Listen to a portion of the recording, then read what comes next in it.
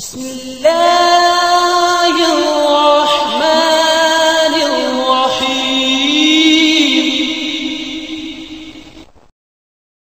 گجرات میں رہتے ہوئے تو تقریباً 17-18 سال ہو گئے ہیں گرجال میں۔ 2-3 دفعہ میں بیمار ہوا سیالکوٹ میں، تو مشن ہاسپٹل میں میرا علاج بھی ہوا۔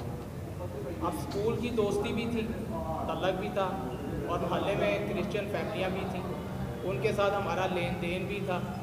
ٹھیک ہے، ہمارے عید کے موقعوں پہ وہ ہمیں تحفے بھیجتے تھے، اور ان کے موقعوں پہ جس طرح آج کرسمس ڈے ہے ان موقعوں پہ ہم انہیں بھیجتے تھے۔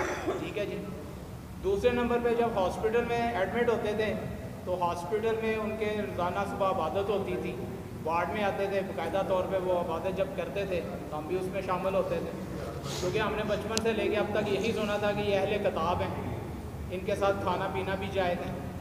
بہاولپور شہر میں ہمارے بہت سارے قریبی فیملی ایسی ہے کہ جن کے گھر ہمارا بہت آنا جانا تھا، اور ان کا ہمارے نواب صادق اسکول میں وہ ٹیچر تھے۔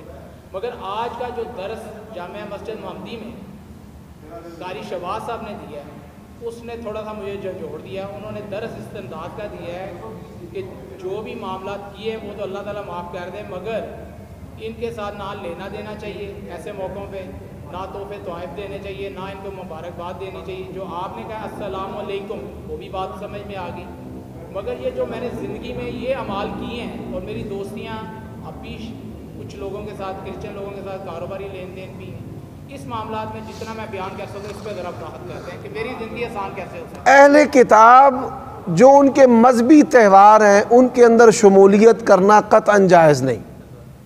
کرسمس ڈے اس کا معنی کیا ہے کہ اللہ نے بیٹا جنا، بیٹا جننے والا دن، اللہ تعالیٰ ہمیں محفوظ رکھے۔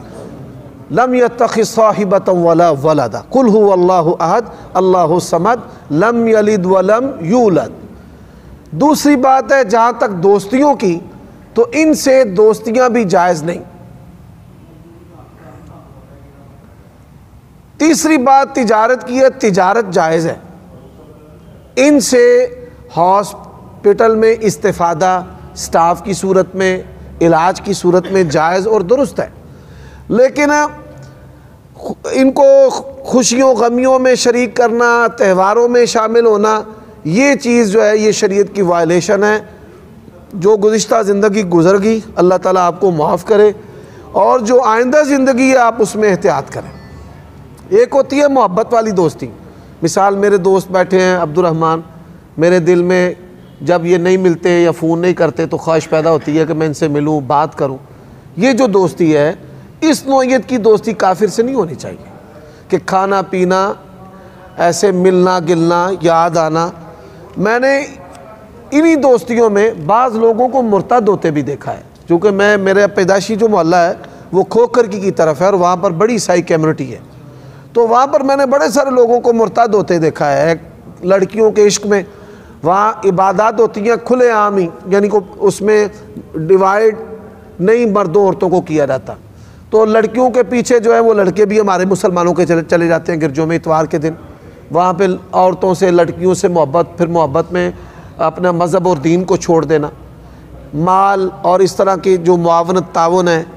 حتیٰ کہ بر صغیر پاک و ہند میں عیسائیوں نے بڑے سارے لوگوں کو کس طرح مرتد کیا ہے، ان کو بے اثر ادویات دینی اور کہنا بسم اللہ پڑھ کر کھاؤ۔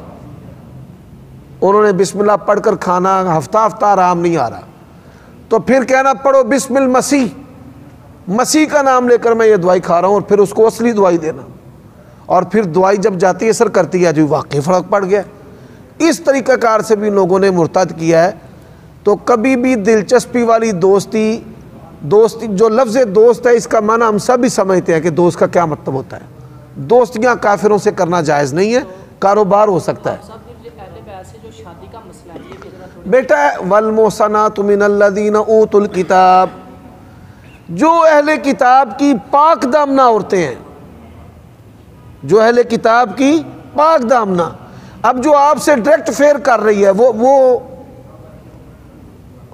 اپنے آپ کو آپ کے ساتھ ڈائریکٹ جوڑ رہی ہے، مل رہی ہے، گر رہی ہے، سب کچھ اس کے اندر گند مند ہو رہا ہے، اور وہ کہتا ہے جی میں نے میرے پاس کئی جوڑے آئے ہیں مسلم ہونے کے لیے، اور میں جب لڑکے سے پوچھتا ہوں کہ تمہارا جنسی تعلق قائم ہو چکا ہے، یقین جانیے یہ بڑے افسوس سے میں بات کر رہا ہوں، کیونکہ یہ امت عزتوں کی حفاظت کرنے والی امت ہے۔ تو ان میں 99% یہی کہتے ہیں کہ ہاں ہمارا آپس میں جنسی تعلق ہو چکا ہے، اور وہ جنسی دلچسپی میں پھر ایک دوسرے کے میاں بیوی بن جاتے ہیں۔ یہاں تو پاک دامنی پر، اسلام کے احکام پر وہ عورت متاثر ہو کہ ٹھیک ہے وہ اس سے محبت، آپ سے محبت کرتی ہے، اور آپ کہتے ہیں کہ تو میرے اوپر حرام ہے، جب تک نکاح نہ ہو معروف طریقے کے مطابق، اللہ تعالیٰ کی شریعت کے مطابق۔